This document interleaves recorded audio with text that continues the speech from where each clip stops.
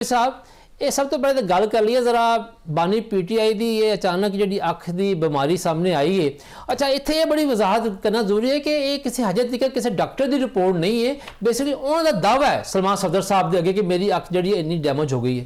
की वेखते पे हो? अच्छा रिजवान साहब जरा किसी भी कैदी ख्वाह बानी पीटीआई होण या कोई आम कैदी होए वो कैदियों की जी सेहत का और सेहत की सहूलियात की जी जिम्मेदारी है वो हुकूमत की होंदी है और हुकूमत जी है उन्होंने अपनी जिम्मेदारियां जड़ियां ने पूरियां करनियां चाहिए ने। और इस हवाले नाल मैं समझना कि बड़ा ही अफसोसनाक है कि जी बानी पीटीआई की अख का नुकसान जोड़ा है वो 85% यानी 85% जोड़ा है वो कहा जा रहा है कि उन्होंने अख न नुकसान पहुँचने का अंदेशा है और सिर्फ 15% जी उन्होंने बनाई है वो जी है वो रह चुकी है। तो ये बड़ी तशवीश है पीटीआई नूं भी और जोड़ा पीटीआई के वकला भी और आम शहरियों भी आम पाकिस्तानियों भी कि एक कौमी लीडर ने वो साबक वजीर आजम ने और कुछ बड़े बड़े साढ़े कौमी हीरो ने और उन्होंने सेहत जी पूरी तरह ख्याल रखना चाहिए और हुकूमत की तरफ तो भी कोई किसी किस्म की कुताही जी बज़ाहिर नज़र नहीं आ रही। और अटारनी जनरल ने जिस तरह चीफ जस्टिस पाकिस्तान ने नोटिस लिया तो अटारनी जनरल ऑफ पाकिस्तान ने फौरी तौर पर उत्थे यकीनदानी कराई उन्होंने इलाज मुआलजे वास्ते। और ये मैं समझना कि एक गल रिजवान साहब होर भी मेरे ख्याल जड़ा मेरा एक ज़ाती एक सियासी रिपोर्टिंग का एक तजर्बा है और कई हुकूमतां ते कई अदवार असी देखे जी और सियासत जी है वो असी बदलद्या भी देखी। और सियासत एक ऐसा अमल जे ये एक जगह पर खड़ा नहीं जे रहिंदा। यह गल असी तुहाडे प्रोग्राम च पहले भी कई दफ़ा की है कि सियासत जी है वो बदलती है, वो खड़ी नहीं रह सकती। और हुण भी इस वेले भी लग रहा है जिमें पाकिस्तान का कौमी सियासी मंजरनामा जोड़ा वो तब्दीलियां के आसार जोड़े ने वो नज़र आ रहे हैं। और ख़ास तौर पर असी अपने तजर्बे च भी देखा जी, मैं किसी इनफॉर्मेशन की बुनियाद पर नहीं कह रहा, मैं तजर्बे की बुनियाद पर गल कर रहा कि जदों भी कोई सियासी कैदी जेल चो हस्पताल जाता जे ना वो किसी पेशरफ के नतीजे कोई ना कोई अंडर हैंड डील हो रही है। और तुसी इस हवाले नाल सदर पाकिस्तान आसिफ अली जरदारी जिन्ना तवील तरीन जेल कटी है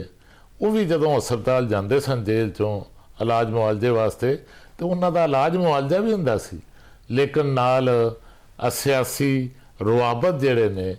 वो भी जेड़े ने अगे वधदे नज़र आते सन। इस तरह तुसीं देखिया एक बड़ा अहम वाक़या जिहदा तुसीं खुद जिक्र किया अपने इंटरव्यू च कि नवाज शरीफ साहब के जो जेल चो हस्पताल शिफ्ट होए तो उन्होंने प्लेटलैट्स जोड़े हैं उन्हों का मामला जोड़ा वो सामने आया और फिर वो नतीजे च उन्होंने जोड़ा एक रिलीफ जोड़ा वो मुल्क तो बाहर जाने का मिले। और हुण भी देखो कि बानी पीटीआई जोड़े हस्पताल गए ने और अगों मजीद हस्पताल जाने का उन्होंने इम्कान है। ये उन्होंने एक तरफ तो उन्होंने सेहत का ख्याल जोड़ा वो रखा जाना है, उन्होंने इलाज मुआलजा होना है और इलाज मुआलजे भी तुसीं देखोगे कि उन्होंने मर्जी के मुताबिक उन्होंने डॉक्टर जो। अच्छा साहब इतने दसो असी फर्ज कर लैंने एवं गवेड़ ला लैंने कि ठीक है जी कोई ना कोई डील होने वाली है, ठीक है ना जी। तुहाडे ख्याल नाल तहरीक इंसाफ के बानी जोड़े हैं ने वो घट्टो घट किस चीज़ पर मनणगे तो एस्टैबलिशमेंट जी रियासत है यानी कि केड़ा पॉइंट जिथे आके दोनों मुतफिक होंगे? अच्छा पहले तो रिजवान साहब मैं समझना कि ये बड़ी वड्डी डिवेलपमेंट है। यह तुसीं डिवेलपमेंट वेखो तो यह जी डिवेलपमेंट नहीं संभाली जा रही कि दोनों अतराफ तो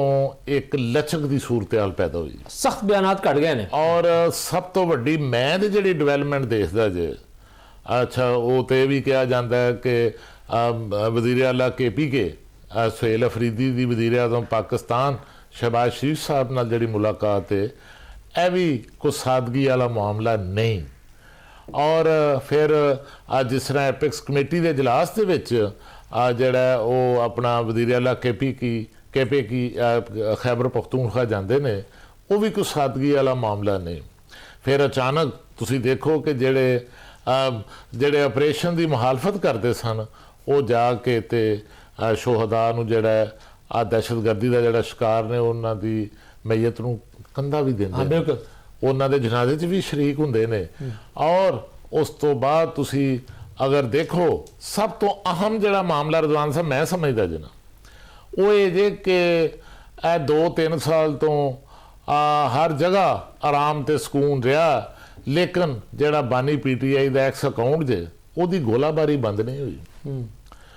ਉਹਦੀ ਗੋਲਾਬਾਰੀ ਜਿਹੜੀ ਸੀ ਉਹ ਵੀ ਇੱਕ ਬਾਤਚੀਤ ਦੇ ਅਮਲ ਦੇ ਵਿੱਚ ਇੱਕ ਬੜੀ ਵੱਡੀ ਰੁਕਾਵਟ ਸੀ। ਔਰ ਹੁਣ ਤੁਸੀਂ ਦੇਖਿਆ ਪਿਛਲੇ 2-3 ਹਫ਼ਤੇ ਤੋਂ ਉਹ ਜਿਹੜਾ ਬਾਨੀ PTI ਦਾ ਜਿਹੜਾ ਐਕਸ ਅਕਾਊਂਟ ਹੈ ਉੱਥੇ ਗੋਲਾਬਾਰੀ ਬੰਦ ਹੋ ਗਈ। ਉਹ ਮੁਕੰਮਲ ਜਿਹੜਾ ਉਹ ਖਾਮੋਸ਼ੀ ਜਿਹੜਾ ਉਹ ਅਖਤਿਆਰ ਕਰ ਚੁੱਕਿਆ ਹੈ। ਔਰ PTI ਦੇ ਜਿਹੜੇ ਲੀਡਰ ਨੇ ਉਹਨਾਂ ਵੱਲੋਂ ਵੀ ਹੁਣ ਸਖਤ ਜਿਹੜਾ ਰੱਦ ਅਮਲ ਹੈ। ਔਰ ਤੁਸੀਂ ਦੇਖਿਆ ਹੋਵੇਗਾ ਅਦਾਰਿਆਂ ਨੂੰ ਟਾਰਗੇਟ ਨਹੀਂ ਕੀਤਾ ਜਾ ਰਿਹਾ, ਕੌਮੀ ਸਲਾਮਤੀ ਦੇ ਅਦਾਰਿਆਂ ਨੂੰ ਟਾਰਗੇਟ ਕਰਨਾ ਸਭ ਤੋਂ ਵੱਡਾ ਇੱਕ ਮਸਲਾ ਸੀ। ਔਰ PTI ਦੀ ਕਿਆਦਤ ਜਿਹੜੀ ਹੈ ਉਹ ਇਸ ਤੋਂ ਬਾਜ਼ ਨਹੀਂ ਸੀ ਆਉਂਦੀ। ਔਰ ਹੁਣ ਤੁਸੀਂ ਦੇਖੋ ਮੁਲਕ ਦੇ ਅੰਦਰ ਔਰ ਖਾਸ ਤੌਰ ਤੇ ਮੁਲਕ ਤੋਂ ਬਾਹਰ ਜਿਹੜੀ ਜ਼ਿਆਦਾ ਗੋਲਾਬਾਰੀ ਹੁੰਦੀ ਸੀ, ਜਿਹੜਾ ਅਦਾਰਿਆਂ ਨੂੰ ਟਾਰਗੇਟ ਕੀਤਾ ਜਾਂਦਾ ਸੀ, ਉੱਥੇ ਵੀ ਹੁਣ ਜਿਹੜਾ ਉਹ ਇੱਕ ਖਾਮੋਸ਼ੀ ਦੀ ਸੂਰਤ-ਹਾਲ ਔਰ ਫਜ਼ਾ ਜਿਹੜੀ ਹੈ ਉਹ ਨਜ਼ਰ ਆ ਰਹੀ। ਔਰ ਇਹਦੇ ਵਿੱਚ ਯਕੀਨਨ ਕੋਈ ਪਸ ਮੰਜ਼ਰ ਦੇ ਵਿੱਚ ਕੋਈ ਡਿਵੈਲਪਮੈਂਟਸ ਹੋਈਆਂ ਨੇ। ਉਹਨਾਂ ਡਿਵੈਲਪਮੈਂਟਸ ਦਾ ਨਤੀਜਾ ਹੈ ਕਿ ਜਿਹੜਾ ਇਸ ਵਕਤ ਇੱਕ ਤਣਾਅ ਜਿਹੜਾ ਅੱਛਾ ਤੁਸੀਂ ਦੇਖੋ ਟਾਰਗੇਟ ਕੀ ਕਰ ਰਹੇ ਨੇ ਇੱਕਦਮ ਕੌਮੀ ਜਿਹੜੀ ਮੁਖਾਲਫ ਪਾਰਟੀਆਂ ਦੀ ਲੀਡਰਸ਼ਿਪ ਹੈ ਔਰ ਜਿਹੜੇ ਕੌਮੀ ਅਦਾਰਿਆਂ ਨੂੰ ਟਾਰਗੇਟ ਕਰਦੀ ਸੀ PTI, ਉਹਨਾਂ ਦੀ ਬਜਾਏ ਇਸ ਵੇਲੇ ਸਾਰੀ PTI ਦਾ ਹਦਫ ਜਿਹੜਾ ਉਹ ਇੱਕ ਜੇਲ੍ਹ ਦਾ ਇੱਕ ਆਲਾ ਅਫਸਰ ਜਿਹੜਾ ਉਹ ਰਹਿ ਗਿਆ। ਯਾਨੀ ਕਿਸੇ ਨੂੰ ਹੋਰ ਟਾਰਗੇਟ ਨਹੀਂ ਕੀਤਾ ਜਾ ਰਿਹਾ, ਕਿਸੇ ਨੂੰ ਹੋਰ ਜ਼ਿੰਮੇਦਾਰ ਕਰਾਰ ਨਹੀਂ ਦਿੱਤਾ ਜਾ ਰਿਹਾ। ਔਰ ਇਹ ਚੀਜ਼ਾਂ ਜਿਹੜੀਆਂ ਨੇ ਇਹ ਬੜੀ ਤਰਤੀਬ ਔਰ ਬੜੇ ਮੁਨੱਜ਼ਮ ਤਰੀਕੇ ਨਾਲ ਹੋ ਰਹੀਆਂ ਨੇ। ਲੇਕਿਨ ਇੱਕ ਗੱਲ ਹੋਰ ਬੜੀ ਅਹਿਮ ਹੈ ਜੀ, ਉਹ ਇਹ ਜੋ ਕੁਝ ਹੋ ਰਿਹਾ ਜੇ ਇਹ ਨਾ ਸਿਰਫ ਮੁਲਕ ਦੇ ਵਿੱਚ ਸਿਆਸੀ ਇਸਤਹਿਕਾਮ ਵਾਸਤੇ ਜ਼ਰੂਰੀ ਹੈ, ਨਾ ਸਿਰਫ ਮੁਆਸ਼ੀ ਇਸਤਹਿਕਾਮ ਵਾਸਤੇ ਜ਼ਰੂਰੀ ਹੈ, ਬਲਕਿ ਇਸ ਤੋਂ ਵੀ ਵੱਧ ਕੇ ਜਿਹੜਾ ਇਸ ਵਕਤ ਪਾਕਿਸਤਾਨ ਨੂੰ ਜਿਹੜਾ ਇੱਕ ਦਹਿਸ਼ਤਗਰਦੀ ਦੀ ਜੰਗ ਦਾ ਜਿਹੜਾ ਉਹ ਸਾਹਮਣਾ ਆਇਆ ਔਰ ਖਾਸ ਤੌਰ ਤੇ ਜਿਹੜੇ ਹਾਲਾਤ ਬਲੋਚਿਸਤਾਨ ਦੇ ਅੰਦਰ ਦਹਿਸ਼ਤਗਰਦੀ ਦੇ ਵਾਕਿਆਤ ਹੋ ਰਹੇ ਨੇ ਔਰ KP ਦੇ ਅੰਦਰ ਜਿਹੜੇ ਵਾਕਿਆਤ ਹੋ ਰਹੇ ਨੇ, ਮੈਂ ਸਮਝਦਾ ਕਿ ਇਹ ਪਾਕਿਸਤਾਨ ਦੀ ਜਿਹੜੀ ਸਾਲਮੀਅਤ ਹੈ ਔਰ ਪਾਕਿਸਤਾਨ ਦੀ ਜਿਹੜੀ ਸਲਾਮਤੀ ਹੈ ਉਹਦੇ ਵਾਸਤੇ ਇਹ ਇਤਿਹਾਦ ਜਿਹੜਾ ਜੇ तमाम ਸਿਆਸੀ ਜਮਾਤਾਂ ਦਾ, तमाम ਸਿਆਸੀ ਕੁਵਤਾਂ ਦਾ ਇਹ ਇਕੱਠ ਜਿਹੜਾ ਹੈ ਔਰ ਯਕਜਹਿਤੀ ਦਾ ਆਧਾਰ ਜਿਹੜਾ ਜੇ ਇਸ ਵੇਲੇ ਬਹੁਤ ਜ਼ਰੂਰੀ ਹੈ। ਔਰ ਇਹੀ ਵਜ੍ਹਾ ਜੇ ਕਿ ਜਿਹਦੀ ਵਜ੍ਹਾ ਤੋਂ ਦੋਨੋਂ ਅਤਰਾਫ ਤੋਂ ਇੱਕ ਲਚਕ ਵੀ ਲੱਗਦਾ ਪੈਦਾ ਅੱਛਾ ਸਰ, ਲਚਕ ਨਜ਼ਰ ਆਉਂਦੀ ਪਈ ਹੈ, ਕੁਛ ਨਾ ਕੁਛ ਤੇ ਹੈ ਨਾ ਜਿਹੜੀ ਪਰਦਾਦਾਰੀ ਹੈ, ਜ਼ਾਹਰੀ ਗੱਲ ਹੈ। ਤੁਹਾਨੂੰ ਪਤਾ ਇੱਥੇ ਜਿਹੜੇ ਬੈਕਡੋਰ ਚਾਹੇ ਮੁਜ਼ਾਕਰਾਤ ਹੁੰਦੇ ਨੇ ਉਹ ਪਤਾ ਉਦੋਂ ਹੀ ਚੱਲਦਾ ਜਦੋਂ ਨਾ ਇੱਕ ਪਾਰਟੀ ਇਕਤਦਾਰ ਚ ਨਿਕਲ ਰਹੀ ਹੁੰਦੀ ਹੈ, ਦੂਜੀ ਜਿਹੜੀ ਆ ਰਹੀ ਹੁੰਦੀ ਹੈ। ਇਹ ਦੱਸੋ ਮੈਨੂੰ ਕਿ ਅਗਰ ਜਿਹੜੀ ਨਿਕਲ ਰਹੀ ਹੁੰਦੀ ਹੈ ਰਿਜ਼ਵਾਨ ਸਾਹਿਬ ਉੱਥੋਂ ਹੀ ਜ਼ਿਆਦਾ ਖਬਰਾਂ ਨਿਕਲਦੀਆਂ ਬਾਹਰ। ਇਹ ਦੱਸੋ ਮੈਂ ਉਸ ਪਾਸੇ ਆਉਂਦਾ ਪਿਆ ਵਾਂ ਕਿ ਅਗਰ ਅਸੀਂ ਇਹ ਸਾਰੇ ਮੰਜ਼ਰਨਾਮੇ ਨੂੰ ਸਾਹਮਣੇ ਰੱਖੀਏ ਜੋ ਤੁਸੀਂ ਫਰਮਾ ਰਹੇ ਹੋ ਔਰ ਬਾਕੀ ਸੀਨੀਅਰ ਤਜਜ਼ੀਆਕਾਰ ਵੀ ਗੱਲ ਕਰ ਰਹੇ ਨੇ, ਤੁਹਾਡੇ ਸਾਡੇ ਦੋ ਜਿਹੜੇ ਹੈ ਨੇ ਸਾਡੇ ਸੀਨੀਅਰ ਤਜਜ਼ੀਆਕਾਰ ਸੁਹੇਬ ਵੜੈਚ ਸਾਹਿਬ ਉਹ ਵੀ ਖਬਰਾਂ ਕੁਝ ਕੱਢ ਕੇ ਲਿਆ ਰਹੇ ਨੇ। ਹੁਣ ਇਸ ਸਾਰੇ ਮਾਮਲੇ 'ਚ ਜਿਹੜਾ ਸਭ ਤੋਂ ਜ਼ਿਆਦਾ ਜਿਹਨੂੰ ਘਾਟਾ ਪੈਣ ਦਾ ਨੁਕਸਾਨ ਦਾ ਅੰਦੇਸ਼ਾ ਹੈ ਉਹ ਤਾਂ ਮੁਸਲਿਮ ਲੀਗ ਨੂਨ ਨੇ, ਠੀਕ ਹੈ ਨਾ ਜੀ। ਔਰ ਤੁਹਾਡੇ ਖਿਆਲ ਨਾਲ ਅਗਰ ਕੋਈ ਬੈਕਡੋਰ ਤੇ ਗੱਲ ਹੋ ਰਹੀ ਹੈ ਤੇ ਜ਼ਾਹਰੀ ਗੱਲ ਹੈ ਉਸ ਤਰ੍ਹਾਂ ਤੇ ਨੂਨ ਲੀਗ ਸ਼ਾਇਦ ਔਨ ਬੋਰਡ ਨਾ ਹੋਵੇ, ਥੋੜਾ ਬਹੁਤ ਪਤਾ ਹੁੰਦਾ ਹੈ। ਨੂਨ ਲੀਗ ਨੂੰ ਇਸ ਡੀਲ ਤੇ ਜਾਂ ਢਿੱਲ ਦੇ ਉੱਤੇ ਕੀ ਤਫਜ਼ਾਤ ਹੋ ਸਕਦੇ ਨੇ? ਅੱਛਾ ਉਹ ਦੇਖੋ ਤੁਸੀਂ ਜਿਸ ਤਰਫ ਇਸ਼ਾਰਾ ਕੀਤਾ ਹੈ ਸੇਲ ਵੜੈਚ ਸਾਹਿਬ ਨੇ ਜਿਹੜਾ ਕਾਲਮ ਵੀ ਲਿਖਿਆ ਉਹ ਤਾਂ ਕੌਮੀ ਹੁਕੂਮਤ ਦੀ ਗੱਲ ਕਰਦੇ ਪਏ ਉਹਨਾਂ ਠੀਕ ਗੱਲ ਕੀਤੀ ਹੈ ਕੌਮੀ ਹੁਕੂਮਤ ਦੀ, ਲੇਕਿਨ ਉਹਨਾਂ ਇਹਦੇ ਨਾਲ ਨਾਲ ਜਿਹੜਾ ਉਹ ਸ਼ਹਬਾਜ਼ ਸ਼ਰੀਫ ਸਾਹਿਬ ਦੀ ਨੂਨ ਲੀਗ ਦੀ ਹਕੂਮਤ ਦਾ ਦਫਾ ਵੀ ਕੀਤਾ ਹੈ। ਔਰ ਦੂਸਰਾ ਉਹ ਇਹ ਵੀ ਉਹਨਾਂ ਦੇ ਕਾਲਮ ਦੇ ਵਿੱਚ ਇਹ ਚੀਜ਼ ਵੀ ਵਾਜ਼ਿਹ ਹੁੰਦੀ ਹੈ ਕਿ ਅਗਰ ਕੋਈ ਜਿਹੜਾ ਮਾਮਲਾਤ ਅੱਗੇ ਵਧਦੇ ਨੇ, ਅਗਰ ਕੋਈ ਸਿਆਸੀ ਮੰਜ਼ਰਨਾਮੇ ਤਬਦੀਲੀਆਂ ਰੂਨਮਾ ਹੁੰਦੀਆਂ ਨੇ ਤੇ ਕਮ ਅਜ਼ ਕਮ ਵਜ਼ੀਰ ਆਜ਼ਮ ਪਾਕਿਸਤਾਨ ਸ਼ਹਬਾਜ਼ ਸ਼ਰੀਫ ਸਾਹਿਬ ਜਿਹੜੇ ਨੇ ਉਹ ਜਿਹੜਾ ਇੱਕ ਤੇ ਕਿਸੇ ਵੀ ਸਿਆਸੀ ਅਮਲ ਦਾ ਜਿਹੜਾ ਨਾ ਉਹ ਹਿੱਸਾ ਰਹਿਣਗੇ ਔਰ ਉਹਨਾਂ ਦੀ ਹਕੂਮਤ ਨੂੰ ਔਰ ਉਹਨਾਂ ਨੂੰ ਖਾਸ ਤੌਰ ਤੇ ਕੋਈ ਖਤਰਾ ਯਾਨੀ ਕਿ ਤੁਹਾਡਾ ਕਹਿਣਾ ਮਤਲਬ ਹੈ ਕਿ ਫਰਜ਼ ਕਰ ਲਈਏ ਕੋਈ ਰੁਕਾਵਟ ਵੀ ਨਹੀਂ, ਕੌਮੀ ਹੁਕੂਮਤ ਦੇ ਵਜ਼ੀਰ ਆਜ਼ਮ ਵੀ ਸ਼ਬਾਸ਼ੀ ਵੀ ਰਹਿਣਗੇ। ਦੇਖੋ ਇਹ ਤੇ ਇਹ ਕੋਈ ਸਕ੍ਰਿਪਟ ਸਾਹਮਣੇ ਨਹੀਂ ਆਇਆ,